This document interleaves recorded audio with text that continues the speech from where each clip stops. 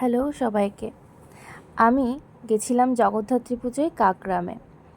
এই যে আমার সব বোনেরা, তো জগদ্ধাত্রী পুজোয় কাকগ্রামে গিয়ে আমি মাটির বাড়ি দেখতে গেছিলাম। ওটা একটা দিদার বাড়ি।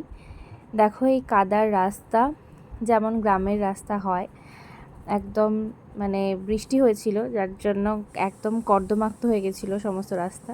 তো পৌঁছে গেছিলাম এই দিদার বাড়িতে, দিদার মাটির বাড়িতে। তো আমি ছিলাম মামার বাড়িতে, আর এটা হচ্ছে দিদার বাড়ি। এখন মামারা এখানে থাকে না। তো মাটির বাড়ি আমার খুবই ভালো লাগে। আমি এর আগে একবারই মাটির বাড়িতে গেছিলাম, কিন্তু তখন সেভাবে আমার ভিডিও করা হয়নি, আর আমি সেখানে সেরকম টাইম স্পেন্ড করতেও পারিনি।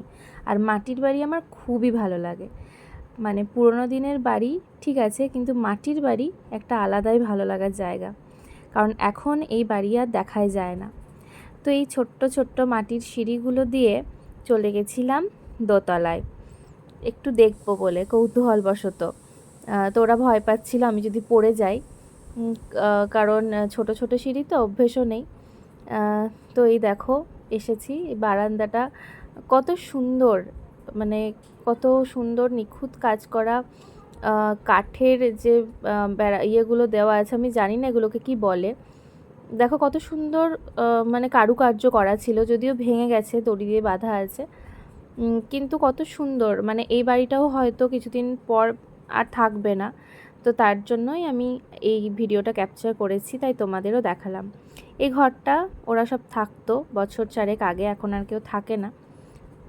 তো তার জন্য লাইটও নেই। যখন থাকতো ওই যে লেখা বনু ওর নাম লিখে রেখে দিয়েছিল। এটা হচ্ছে তোমার মাটির বাড়ি, তো তাই টিনের চাল দেওয়া। তো তারপর আমরা চলে গেছিলাম ঠাকুর দেখতে। ঠাকুরের ভিডিও পরে আসছে। এখন আপাতত বাই, সবাই ভালো থেকো।